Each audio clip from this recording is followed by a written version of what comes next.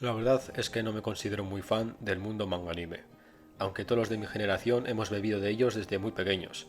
Pero los ojos desproporcionados, los colores chillones y el humor estúpido fuera de lugar me provocan urticaria. Pero de vez en cuando aparece un anime o manga que rompe la barrera de la urticaria, con un buen dibujo, muy buenos personajes de los que te enamoras y una trama interesante y adulta. En su momento pudo ser el anime de Death Note, que se ve como una novela policíaca y desafía tus ideales sobre qué es la justicia, o el manga de Berserk, y su epicidad que va más allá del gore explícito, o las obras macabras de Junji Ito, con sus horrores sacados de tus peores pesadillas. Pero estas obras se merecen sus vídeos aparte. Bueno, resumiendo, que de 100 obras del mundo manga anime, 99 me parecen una costra.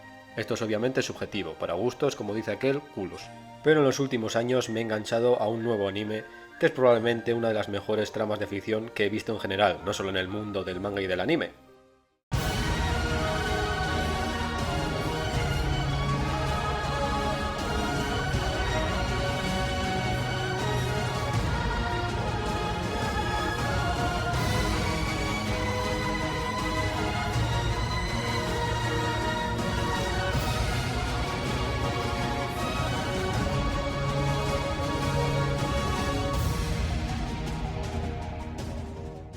Bueno, qué decir de Attack on Titan que no se haya dicho ya. Lo tiene todo. Acción trepidante, magníficos personajes donde incluso los más secundarios te marcan y tienen repercusión en la historia.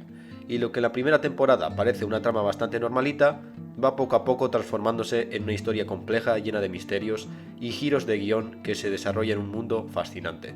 Y a pesar de que esta historia trata muchos temas, y muchos de ellas súper oscuros, hay uno que resuena una y otra vez a lo largo de la serie: criminalizar tu historia y juzgar al hijo por los pecados del padre. Es decir, cómo crear una leyenda negra y los resultados de esta.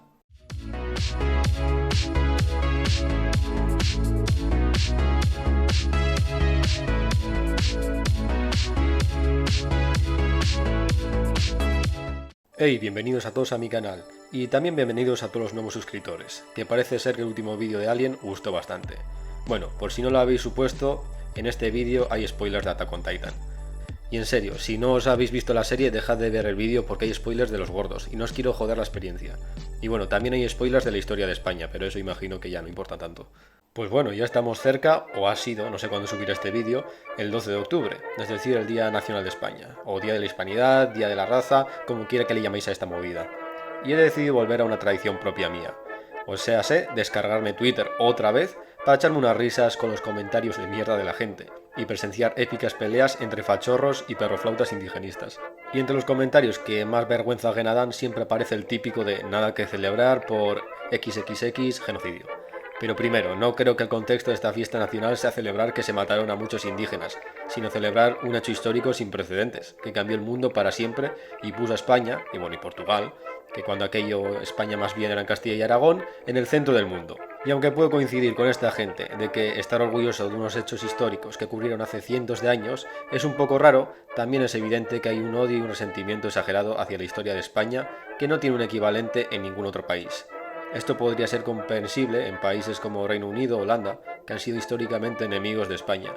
Pero este odio también se expande por el mundo hispano de las Américas y, lo que es más extraño, en España misma.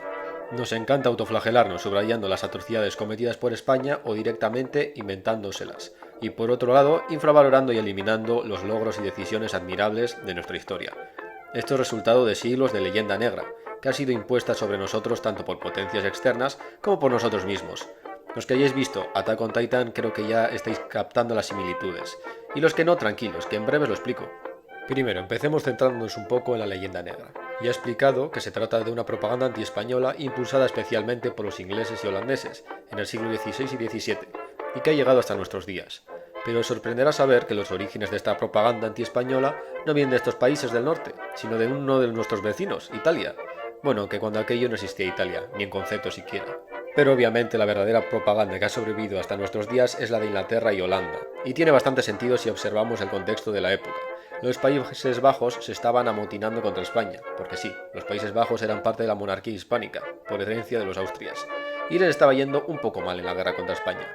Y algo parecido ocurría con Inglaterra, que a pesar de haber tenido buenas relaciones con anterioridad con España, esas relaciones se habían ido al garete por seguir el rollo a la reforma protestante y la buena de Isabel, no esta, esta ejecutando a la reina de Escocia y contratando a piratas para que atacasen los territorios españoles en las Américas. Bueno, en el caso de los holandeses, pintar a los españoles como el demonio se podría un poco entender, ya que el duque de Alba iba quemando ciudades rebeldes enteras hasta los cimientos.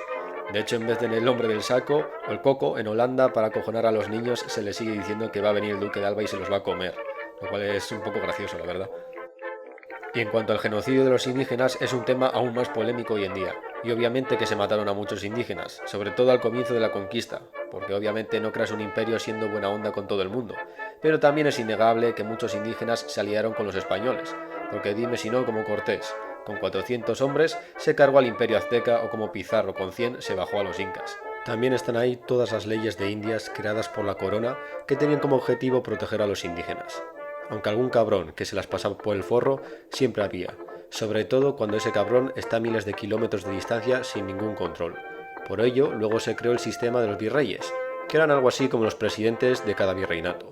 Estos virreyes tenían que ser peninsulares, es decir, españoles nacidos en España, y no por una fumada del sistema de castas, sino porque esta gente estaba en contacto con la corona en la península y obligaba a que se respetasen las leyes dictadas por esta, para que ningún criollo, es decir, españoles nacidos en el Nuevo Mundo, se hiciese con el poder por beneficio propio, se hiciese dictador y convirtiese todo el virreinato en su reino particular para hacer lo que le venga en gana, que es literalmente lo que ocurrió con las independencias. Y si os da pereza leeros registros históricos y todavía os faltan pruebas, solo tenéis que comparar el número de indígenas y mestizos y el lugar que ocupan en las sociedades de exterritorios españoles y exterritorios ingleses en América, por ejemplo.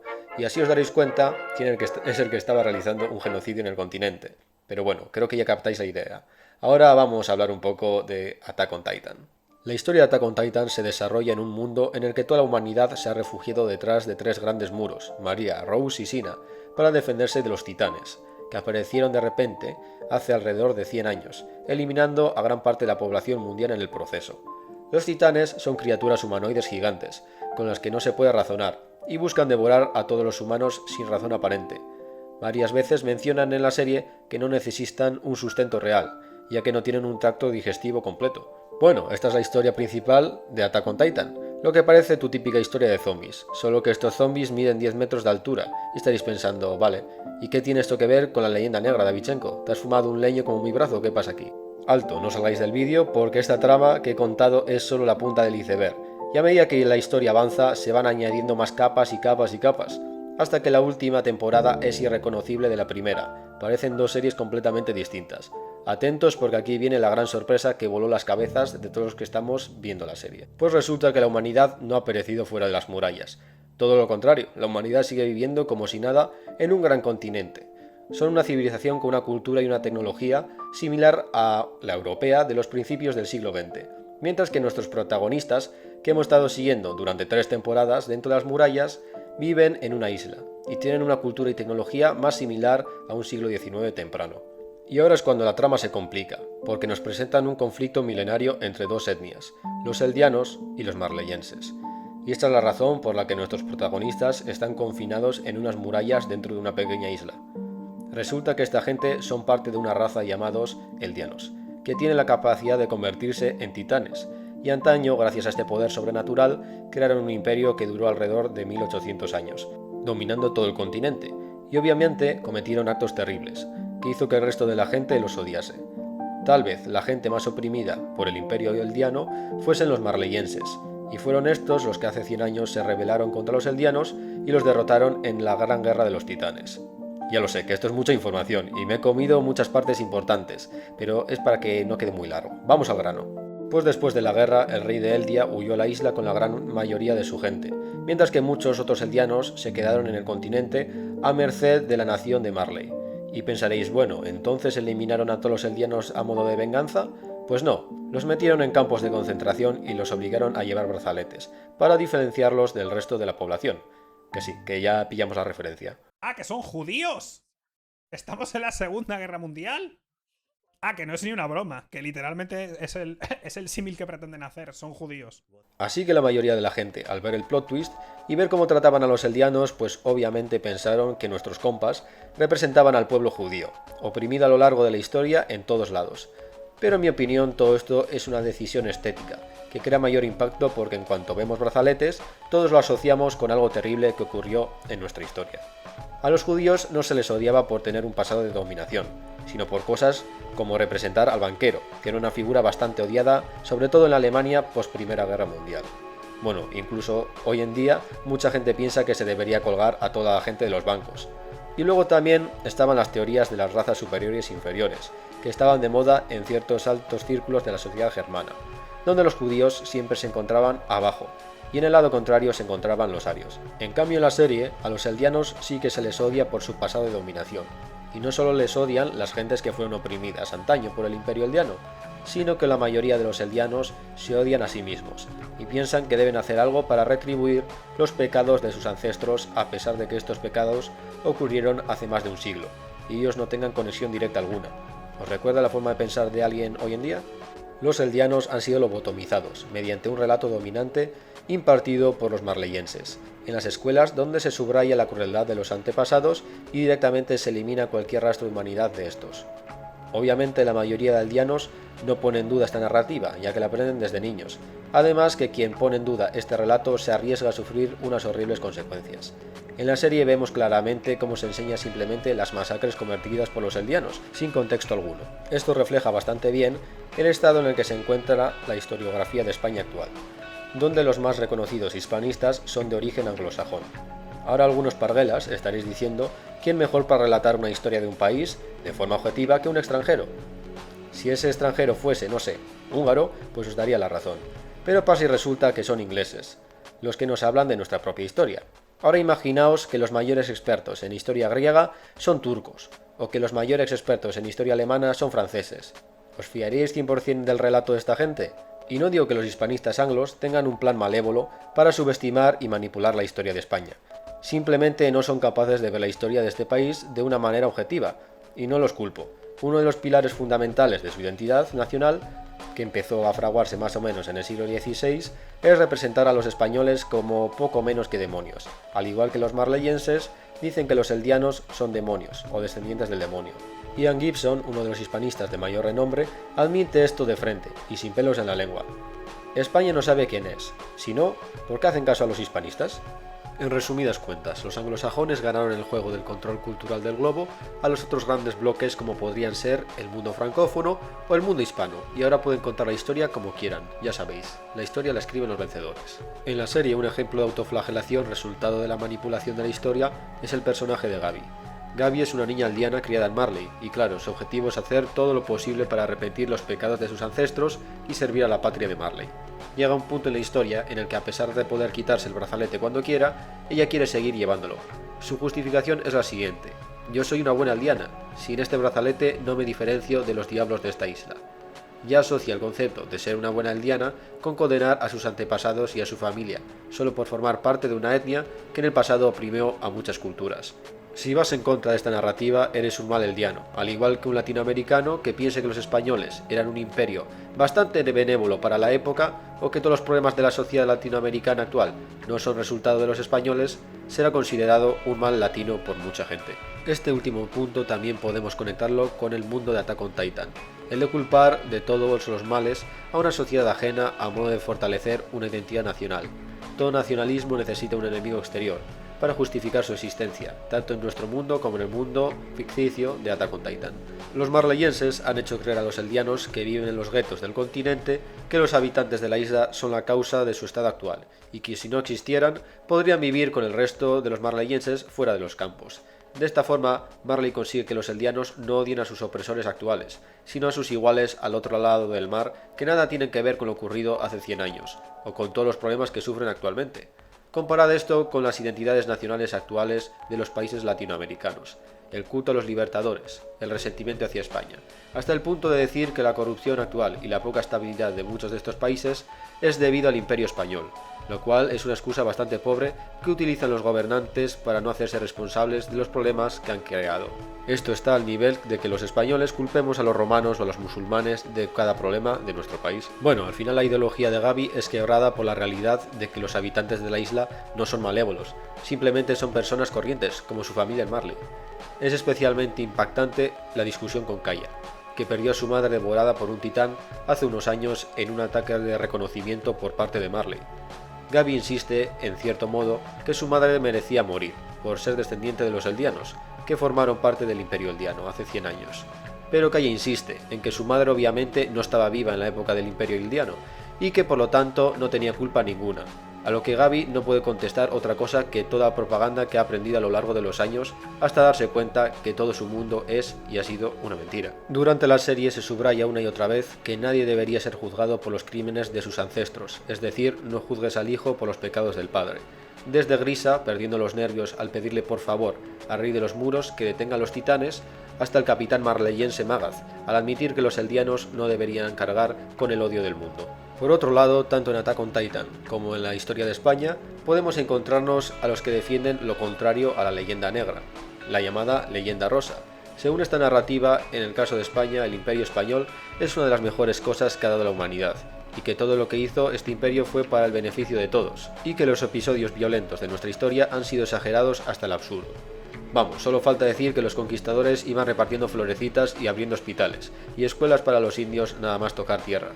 En Attack on Titan, dentro del elenco de personajes que seguimos, es Grisa, el padre de Eren, el que cree ciegamente en la versión idealizada y romantizada del pasado imperial de su gente. Y es que no tiene pruebas para creerlo, lo que está diciendo, pero simplemente con creer en sus teorías le basta, ya que Grisa forma parte de un grupo de restauracionistas que se llaman a sí mismos patriotas. Ya os podéis imaginar que con este nombre, Grisa y compañía son unos nacionalistas. Y es que la leyenda rosa genera eso, un sentimiento excesivo de orgullo hacia el pasado de tu gente, que a su vez desemboca en chauvinismo y nacionalismo. Grisa seguramente sepa para sus adentros que el pasado de su gente no era precisamente idílico. Siempre es más fácil maquillar un poco la historia para vender una narrativa que beneficie a él y a su grupo. Aunque seamos sinceros, tener esta mentalidad nacionalista desde el punto de vista de los eldianos tiene sentido. Por 100 años han sido tratados, en el mejor de los casos, como ciudadanos de segunda, y en el peor de los casos, como esclavos. El mismo Grisa perdió a su hermana pequeña a manos de un guardia marleyense, llamado Grosh, que lo mató porque fue educacional que los perros de mis hijos se comiesen a tu hermana. Es totalmente comprensible que quieran crear una patria aldeana libre de todo este sufrimiento. Otro caso del nacionalismo, en este caso mucho más extremo, y que ya se podría calificar como una ideología fascista, es el caso de Flog Forrester. Flog es un soldado eldiano que vive dentro de las murallas junto a nuestros protagonistas, solo que a medida que avanza la historia y debido a los traumas vividos, va desarrollando una mentalidad más radicalizada, que no se traduce en simple nacionalismo, como podría ser el caso de Grisa, sino en imperiofilia y xenofobia extrema. En vez de abanderarse en una nación eldiana como Grisa, Flog defiende la creación de un nuevo imperio eldiano, algo que casa a la perfección con muchos nostálgicos, por llamarles de alguna manera, del imperio español hoy en día. No solo eso, sino que Flog está totalmente de acuerdo con el plan de Eren de eliminar a todos los humanos fuera de la isla, aunque la mayoría de la gente corriente no tiene nada que ver con la opresión que sufren los eldianos, por parte de los diferentes gobiernos. Onian Copón, que era un voluntario que apoyaba a los eldianos, se lo deja bastante claro a Flog y los demás, cuando se entera del plan de genocidio de Eren. Así que los únicos que van a quedar del mundo sois vosotros, xenófobos de mierda. Si alguien debería entender que las matanzas indiscriminadas no son lo correcto, deberíais ser vosotros. Como podemos observar, la gente más acomplejada y con más traumas es la más nacionalista. Es natural, somos animales tribales. El nacionalismo, a pesar de ser una ideología de apenas 200 años, va integrado en nuestro ADN. Arthur Schopenhauer tiene una frase que resume este sentimiento nacionalista en exceso bastante bien. Todo imbécil execrable, que no tiene en el mundo nada de lo que se pueda enorgullecer, se refugia en este último recurso, de vanagloriarse de la nación a la que pertenece por casualidad. Y si mientras veías la serie apoyabas a uno de los dos bandos principales, es que no has comprendido el mensaje de la historia de Attack on Titan. Y el autor de la obra ha roto la cuarta pared y te acaba de dar una colleja diciéndote: estás haciendo literalmente lo mismo que esta gente. Pero al final del día, de lo que nos habla Attack on Titan es que en este mundo, al igual que en el nuestro, no hay buenos ni malos, no hay blancos ni negros, solo grises. Los españoles de la época imperial no eran malvados por naturaleza, y los indígenas del Nuevo Mundo no eran bondadosos. Eran diferentes sociedades humanas con diferentes luces y sombras. Los oprimidos, como eran la gente de Marley en la serie, pueden convertirse en los nuevos opresores, y los que una vez fueron héroes pueden convertirse en villanos y viceversa, como nuestra protagonista, Eren Yeager. Las primeras temporadas Eren era el héroe de la historia, con el que simpatizábamos y al que apoyábamos ciegamente. Pero tras el salto temporal y de enterarnos de la verdad del mundo de Attack on Titan, Eren se convierte en el peor de los villanos, dispuesto a aniquilar a toda la humanidad por motivos egoístas. Comparado con Eren, incluso Thanos parece un tío razonable. Rainer Brown, uno de los villanos de las primeras temporadas, se ha convertido en uno de los personajes más queridos, y en la última temporada se convierte en uno de los salvadores del mundo. Otro de los temas principales de Attack on Titan es la libertad, y lo que realmente quiere decir ser libre. El símbolo de los pájaros y las alas de la libertad se repite una y otra vez. No hay nada que simbolice mejor la libertad que las aves y su capacidad de surcar los cielos sin obstáculo alguno. Pero aunque en principio la respuesta es evidente a la cuestión de la libertad, que es ser capaz de moverte libremente donde quieras y que no necesites un permiso para salir de tu zona de internamiento o jugarte la vida al abandonar la ciudad amurallada. Pero otra forma de libertad es la libertad de pensamiento. Cuando se te impone una narrativa tan manipulada como puede ser la leyenda negra, está limitando tu libertad. Grisa mismo lo dice al darse cuenta de que estaba adoctrinando a su hijo, en casa al igual que su propio padre le adoctrinaba a él, enseñándole la leyenda negra de la gente de Eldia. De todos, yo tendría que haber sabido el gran pecado que es imponer a los hijos los ideales del padre. La serie coge esta idea de limitar la libertad de pensamiento y la multiplica por 1000, al hacer que los recuerdos e ideales se transmitan genéticamente en ciertos casos debido al poder de los titanes. Tal es el caso de la familia real de las murallas, los cuales reciben hereditariamente la narrativa del primer rey, lo cual les hace incapaces de tomar decisiones que contradigan esta narrativa. Esto es especialmente trágico en el caso de Eren, obsesionado con la libertad, pero irónicamente siendo el personaje más restringido, debido a su habilidad de conocer el destino que le espera. Como podéis ver, la historia no solo es contada según los intereses de la cultura dominante, sino que cada uno interpreta la historia según las influencias de su entorno y adopta el relato que mejor se adapta a su pensamiento. Nadie es totalmente libre de ver la historia desde un punto de vista completamente objetivo. El personaje de Eren Kruger, el previo portador del titán de ataque, tiene una respuesta que asume perfectamente la trama de Attack on Titan, así como la leyenda negra. Cuando Grisa le pregunta sobre el origen de su gente y el poder de los titanes, Kruger contesta: la única verdad de este mundo es que no hay verdad alguna. Cualquiera puede convertirse en un dios o en un demonio. Lo único que se necesita es que alguien afirme que esa es la verdad.